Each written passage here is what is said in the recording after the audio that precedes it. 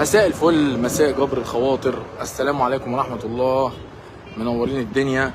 النهاردة أنا في مدينة العبور، سنتر الياسمين، بجوار سنتر الياسمين في صحة، فيها منفذ بيع جميل جميل جميل. اجمعوا يا جدعان عشان أقول لكم في إيه.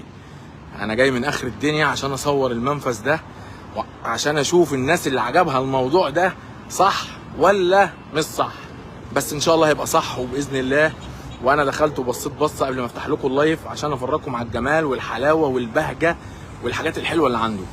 واسعاره بقى اسعاره جميله جميله جميله، من اول بار ب 3 جنيه للحلاوه لحد بقى ما شاء الله كيلو و2 كيلو على بعضهم.